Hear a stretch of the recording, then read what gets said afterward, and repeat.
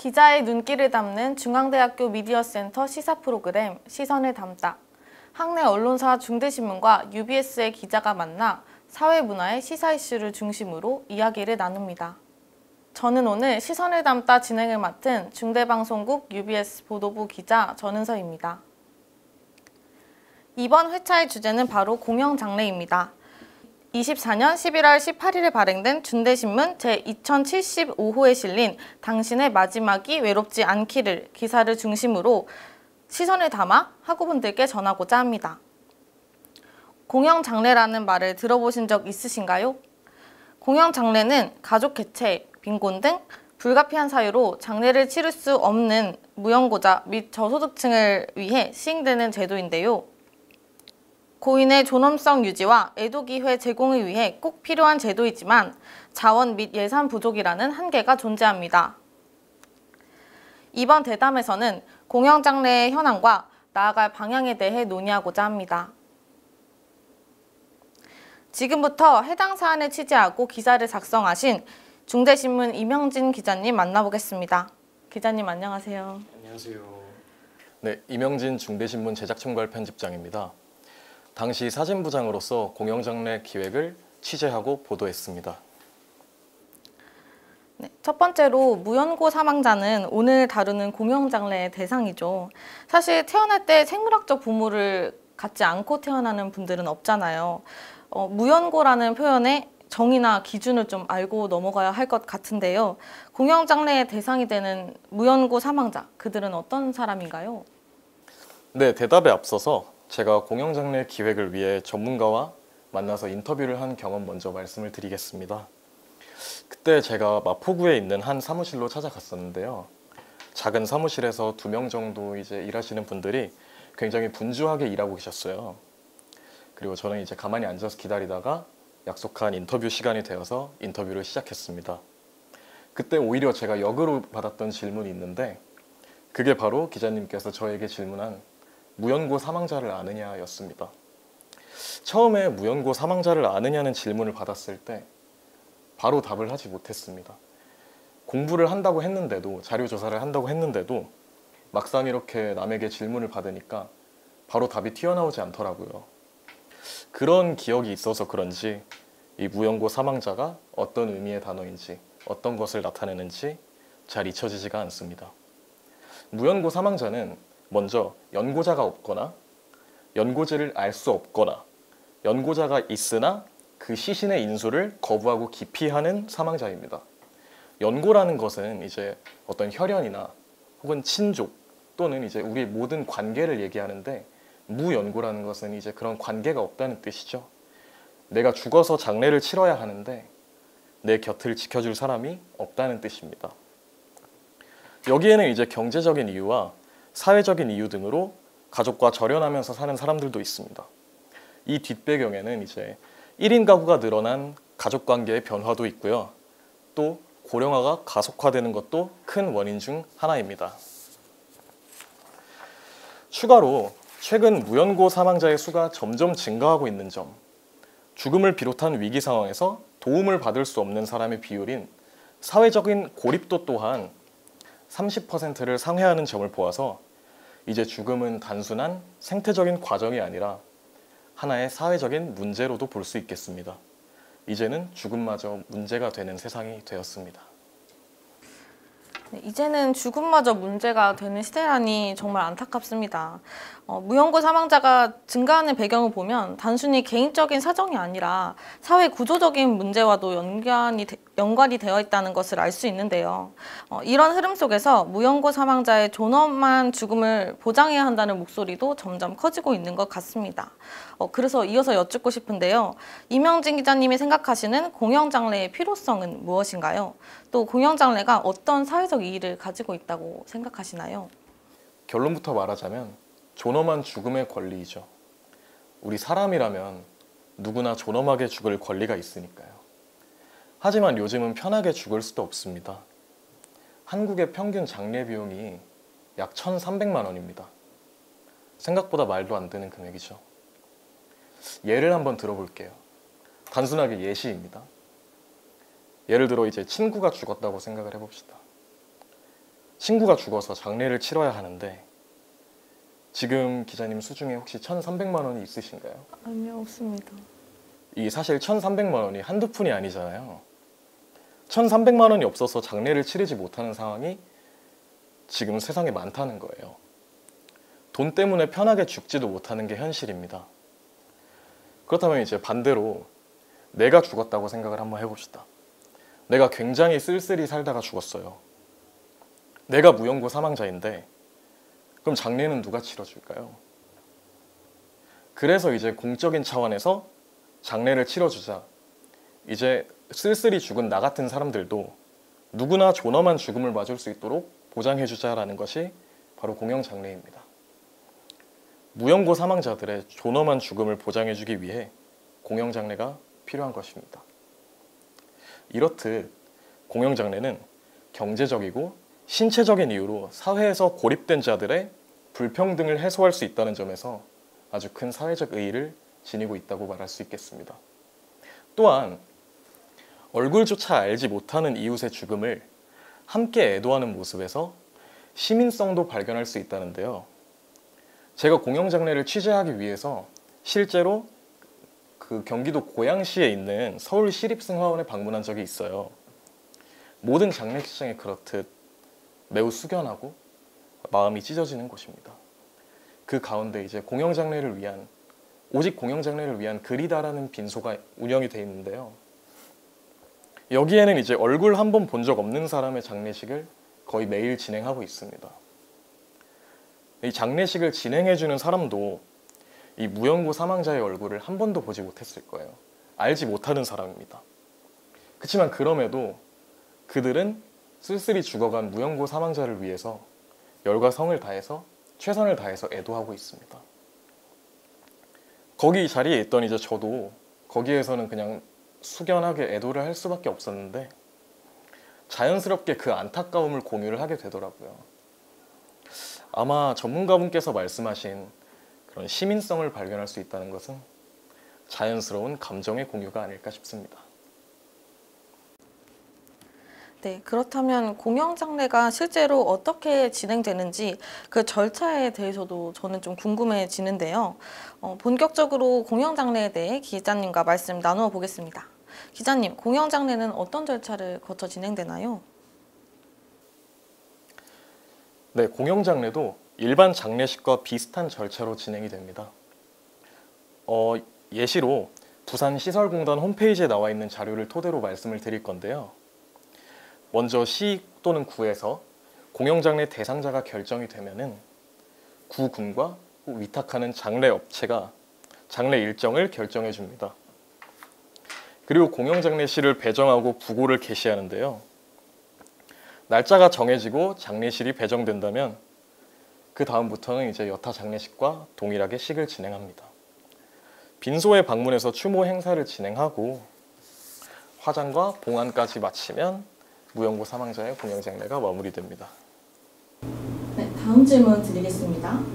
앞서 공영장례에 직접 가셔서 고인을 애도하신 경험이 있다고 말씀 주셨잖아요. 과정과 그 비하인드도 좀 여쭤보고 싶은데요. 직접 취재를 다니시는 과정 중에 가장 신경 쓰셨던 점과 취재 이후에 또 인상 깊었던 점이 있으시다면 좀 알려주세요. 이번 기획은 제가 현장 취재를 다녀온 곳 중 가장 힘든 기획이었다고 단언할 수 있겠습니다. 취재를 위해서 대구광역시도 다녀오고 인천광역시도 여러 번 다녀오고 했는데요. 경기도 고양시 생각보다 가까운 거리이지만 너무 힘들더라고요. 우선 공영장례 같은 경우에는 그 무연고 사망자의 장례식에 지인이든 혹은 그냥 어떤 분이든 그곳에 추모하러 빈소에 오시면은 촬영이 불가능합니다. 취재도 힘들고요. 처음에는 이제 서울시립승화원을 통해서 전화를 해서 취재 날짜를 잡았습니다. 이때 오시면 괜찮겠다, 기자님. 이때 오시면 좋겠다 라고 하셔서 며칠에 걸쳐서 이제 열심히 준비를 했죠. 이틀 전인가 하루 전인가에 취재가 힘들 것 같다고 말씀을 하시더라고요. 아마 이제 추모하러 이제 빈소에 오시기 때문에 좀 취재가 힘들다고 말씀을 하신 것 같은데, 그래서 비상이라는 생각이 들어서 급하게 그 주에 발행하는 신문에는 다른 아이템을 싣고 다음 주에 실어야겠다고 다음 호수를 기약했습니다. 그러다가 한 주 정도 뒤에 다시 취재가 잡혔다고 하시더라고요. 그래서 다시 또 열심히 해야겠다 싶어서 그 취재 날만을 기다렸습니다. 근데 이게 아무래도 장례식을 취재하는 거고 심지어 얼굴도 모르는 사람의 장례식 빈소에 가서 거기에 촬영을 하고 그러는 거기 때문에 마음이 편하지가 않더라고요. 무거운 마음으로 이제 당일에 승하원을 방문을 했는데 공기도 무거웠더라고요. 울음소리도 많이 들리고 아무래도 장례식장이다 보니까 울음소리도 많이 들리고 내가 여기서 촬영을 해도 되는 건가 싶기도 하고요. 심지어 그날 비도 왔습니다. 비도 와가지고 힘이 안 나더라고요. 왠지 모르게. 그래도 이제 학보사를 1년 동안 하면서 꽤나 취재에 적응을 했다고 생각을 했는데 이거는 또 다른 문제 같아서 심적으로 좀 많이 힘들었던 그런 경험이 있습니다. 이제 카메라도 이제 셔터를 끄고 음을 끄고 들어갔는데 막상 들어가니까 분위기가 촬영할 분위기가 아니더라고요. 다 이제 애도할 준비하고 추모할 준비하고 혼자 카메라 들고 이제 거기서 사진 찍기도 좀 민망하고 해서 말도 거의 안 한 것 같아요. 제가 원래 말도 많은 편은 아닌데 거기서 무슨 말을 해야 할지 모르겠더라고요. 이제 조용히 촬영을 하고 저도 함께 추모도 진행하고 그 다음에 관도 함께 옮겨드리고 여러 경험을 해봤습니다. 취재가 끝나도 이게 마음이 썩 편하지가 않더라고요. 아무래도 앞에서 말씀드렸듯이 장례식을 취재하는 거고 좀 좋지 않은 거를 취재를 하다 보니까 썩 후련하거나 좋은 기분은 아니었어요. 그래서 많은 생각을 하면서 이제 다시 편집국으로 돌아왔던 것 같습니다. 네, 기자님께 공영장례 취재의 비하인드까지 한번 들어봤습니다. 한편 존엄한 죽음의 보장을 위해 공영장례는 꼭 필요하잖아요. 근데 이제 현재 공영장례 지원이 미비한 상태죠. 네. 장례 지원도 지역별로도 상이한 상황인데요. 현재 공영장례 제도 시행에 있어서 구체적으로 어떤 문제가 있는 건가요? 가장 큰 원인은 아무래도 예산 문제죠. 돈 문제죠, 돈. 전국 지자체 이제 무연고 사망자 예산은 평균 137만 원 정도 합니다. 아까 말씀드렸듯이 이제 장례를 한 번 치르는데 1,300만 원이 드는 거에 비해서는 확연히 적은 돈이긴 한데요. 이게 나타난 예산이 137만 원이라는 거지 실제로 공영장례 하는 비용은 이를 초과한다고 합니다. 그리고 지금 지자체별로 이제 무연고 사망자를 위해서 공영장례를 진행하고 있는데 사망자는 계속 늘어나고 있잖아요. 앞으로 재정 자립도가 낮은 지자체의 경우에는 앞으로 자체적으로 무연고 사망자의 장례를 치르기 어려울 수도 있다는 예측도 나오고 있습니다. 왜냐하면 이제 지자체는 공영장례만 다루는 게 아니라 다른 시민들을 위한, 다른 주민들을 위한 복지 예산도 신경을 써야 하기 때문이죠. 예산과 더불어서 지원도 많이 부족합니다. 현재 공영장례는 각 지자체의 조례에 근거해서 시행이 되고 있습니다.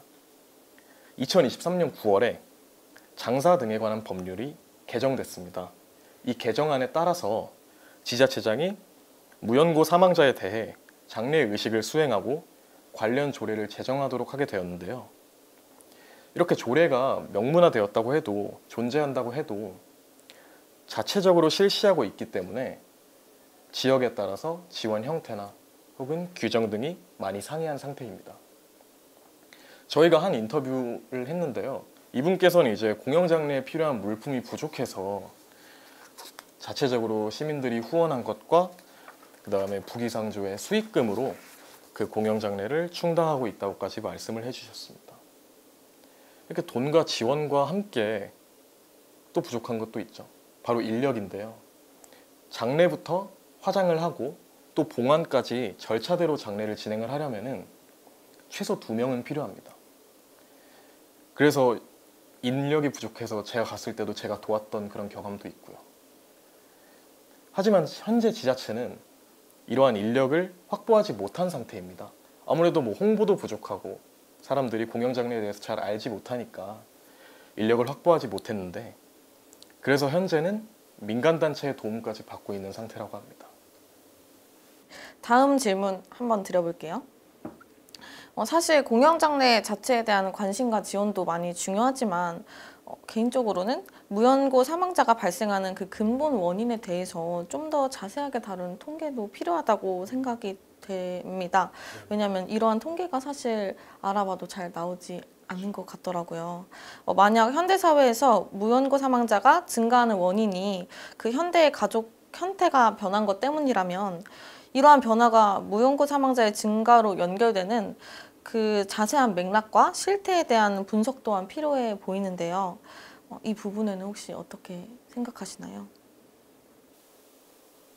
일단 저 같은 경우에는 부분적으로는 동의하는 바입니다. 맥락과 실태에 대해서 분석하는 것 또한 이 사회적 문제를 해결하는데 필수적인 순서입니다. 1인 가구가 증가함에 따라서 사회적으로 고립된 사람들은 아무도 돌봐줄 사람이 없어집니다. 특히나 사회적으로 고립된 1인 가구는 가족관계가 단절됐을 확률이 굉장히 높죠. 그래서 이분들이 사후에도 그 시신을 인수하고 장례를 치르지 못해서 무연고 사망자가 계속해서 생겨나는 것입니다. 하지만 가장 중요한 것은 이 무연고 사망자의 발생 원인에는 굉장히 다양한 상황이 얽혀 있다는 것입니다. 맨 처음에 간단하게 얘기 드렸듯이 무연고 사망자는 사회적인 고령화가 증가하고 가족 단위가 해체되고 경제적인 문제, 이것들이 복합적으로 작용해서 무연고 사망자가 계속해서 증가하는 것입니다. 굉장히 조심스럽고 안타깝지만 제 의견입니다. 안타깝지만 이 모든 것들의 맥락을 분석한다고 해서 계속해서 증가하는 이 무연고 사망자를 막을 수는 없다고 생각합니다. 그래서 이제 우리에게 진정으로 필요한 것은 이 증가하는 무연고 사망자를 막는 것이 아니라 계속해서 늘어나는 무연고 사망자의 사후를 어떻게 잘 보내드리는지가 더 중요하다고 생각합니다. 그렇기 때문에 공영장례 제도가 더욱 필요한 것이기도 하고요. 지자체는 지금 아주 난감한 상태라고 생각해요. 돈이랑 시간 그리고 사람은 한정돼 있는데 사망자, 수요는 계속해서 물밀듯이 밀려오고 있잖아요. 만약에 이대로 간다면 어딘가에는 구멍이 생겨날 것이고 지속 가능한 제도로 공영장례가 자리 잡기는 힘들 것이라고 생각합니다. 제 조심스러운 생각입니다. 근데 말씀을 들어보니까 저도 기자님 의견에 좀 동의를 하게 되는 것 같아요. 결국 무연고 사망자가 증가하는 근본적 원인을 분석하는 것도 사실 중요할 수 있지만 현실적으로 더 시급한 과제는 사실 이 사망자분들의 마지막을 어떻게 잘 보존을 해드릴 것이냐 그런 문제인 거잖아요. 말씀 주셨듯이 현재 공영장례 제도 운영이 좀 미흡한 부분이 있다 보니 긍정적인 변화가 빨리 생기기는 좀 힘들어 보이는데요.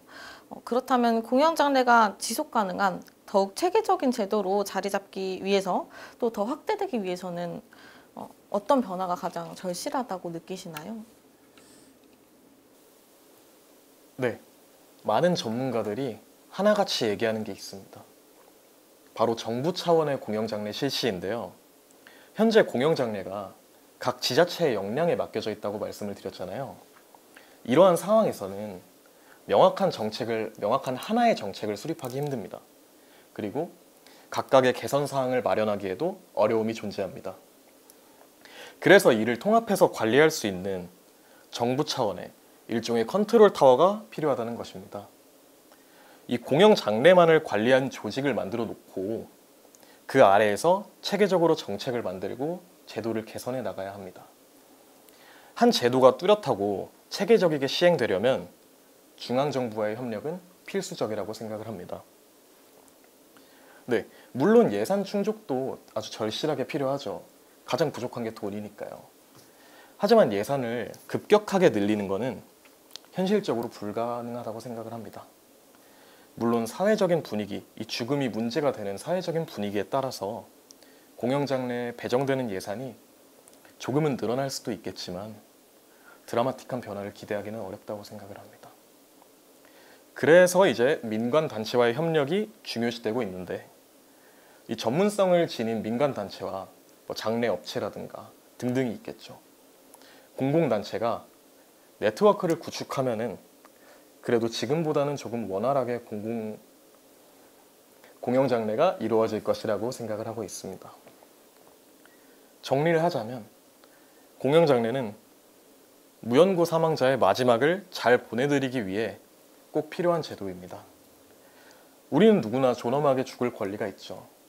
저도 존엄하게 죽을 권리가 있고 그다음에 기자님께서도 존엄하게 죽을 권리가 있고요. 우리 인생은 소중하잖아요. 하지만 요즘은 죽음마저 문제가 되는 세상입니다. 이 죽는 것도 사회적인 걱정거리로 골머리를 앓고 있는 지금에 공영장례에 대한 관심과 지원이 아주 절실히 필요하다고 볼 수 있겠습니다. 네, 말씀 감사합니다. 오늘 이렇게 중대신문 이명진 기자님과 함께 공영장례에 관한 이야기를 한번 나누어 봤는데요. 저는 오늘 대담이 공영장례의 의미와 그 필요성에 대해서 정말 깊게 생각해 볼 수 있는 그런 시간이었던 것 같아요. 저는 사실 공영장례라는 것을 이번 대담을 준비하면서 처음 알게 된 거거든요. 기사를 읽고 또 공영장례라는 것에 대해서 알아보면서 알면 알수록 정말 그냥 지나치긴 힘든 그런 주제다라는 생각이 많이 들었어요. 사실 장례라는 건 누구나 맞이할 수밖에 없는 것이잖아요. 그렇지만 지금 당장 경험하는 일이 아니다 보니까 크게 관심을 두지 않게 되는 그런 주제인 것도 맞는 것 같아요. 근데 사회가 변하면서 무연고 사망자가 계속 증가를 하고 있는데 기자님 말씀대로 이분들의 마지막을 지켜줄 그런 사람이 없다는 게 저는 너무 안타깝더라고요. 제가 좀 찾아보다 보니까 용인시는 공영장례 서포터즈 사업을 운영하는 방식으로 공영장례를 지원한다고 해요. 이 서포터즈가 장례 전반을 지원하는 그런 상주 역할을 하는데요. 이렇듯 공영장례의 필요성이 증대가 되고 있는 현재에 지역에서부터 또 변화가 생기는 게 정말 다행인 것 같습니다. 고립되신 분들이 존엄하게 삶을 마무리하실 수 있도록 지원해드릴 수 있는 그런 적극적인 변화가 빨리 시작되는 그런 저의 바람이었습니다. 저도 또 공영장례에 대해 알아보는 것에 그치는 게 아니라 현대 사회에서 누구라도 무연고 사망자가 될 수 있는 걸 저도 인지를 하고 소외된 분들에게 꾸준한 관심을 가져서 제가 할 수 있는 역할이 무엇인지 계속 고민해 봐야겠습니다. 분명한 것은 이것은 일부의 문제가 아니라 우리 모두가 겪을 수도 있는 문제라는 것이죠. 그런 점에서 이 공영장례에 대한 이야기가 더 중요해지는 것 같습니다. 논의가 계속 지속된다면 더 많은 관심을 이 공영장례가 받을 수 있게 되고 제도적 보완이 이루어지는 날이 오지 않을까요? 현재 우리 사회가 대면한 공영장례와 관련된 문제들을 이것을 보시는 학우 여러분들께서도 고민해 보시면 좋을 것 같습니다. 이명진 기자님은 혹시 오늘 대담 어떠셨나요? 네, 이렇게 시선을 담다라는 콘텐츠를 통해서 기자님과 자유로운 만담을 나눠봤는데요. 참 좋은 경험인 것 같습니다. 이거를 제가 취재하고 보도를 하기는 했어도 또 글을 말로 이렇게 얘기하는 거는 색다른 경험이잖아요. 그리고 또 기자님께서 이 대담을 통해서 공영장례라는 개념에 대해서 새로 아시고 많은 생각을 하셨다고 하니까 사실 그것만으로도 저는 이 본분을 다한 것 같습니다. 사실 그게 목표잖아요. 사람들이 모르는 것을 널리 알리는 게 저희들의 일이고 저희들의 소명이니까 참 좋았습니다. 제가 오늘 너무 투머치 토커는 아닌가, 얘기를 너무 많이 하진 않았나 싶은데 혹시 지루하지는 않으셨는지. 아니, 좀 너무 유익한 시간이었습니다. 공영장례는 사실 가벼운 주제는 아닙니다. 누군가의 마지막이고 그것도 사회적으로 고립된 사람들의 마지막을 다룬다는 거잖아요. 굉장히 무거운데 삶이란 게 참 허무하기도 하구나라는 생각도 들고, 그래서 이 공영장례 아이템은 제가 지금까지 기획한 아이템들 중에서 참 정이 많이 가는 친구예요. 좀 많이 신경을 썼고 한번 아이템이 엎어진 적도 있었고 그러다 보니까 할 말도 많아서 너무 좋았던 것 같습니다. 오늘 같은 이제 저의 시선이 학우 여러분들께는 어떻게 다가왔는지 몰라도 이번 콘텐츠에서는 공영장례 또는 사회적인 이야깃거리가 조금이나마 전달되었으면 좋겠습니다. 항상 건강한 공론을 이어가도록 하겠습니다. 감사합니다. 네, 시선이 학우분들에게 닿길 바랍니다. 더 많은 분들이 외롭지 않은 삶의 마무리를 하실 수 있도록 앞으로 공영장래에 대한 논의가 더 활발해지길 바라며 이상으로 2025학년도 1학기 세 번째 시선을 담다 여기서 마치겠습니다. 시청해주셔서 고맙습니다.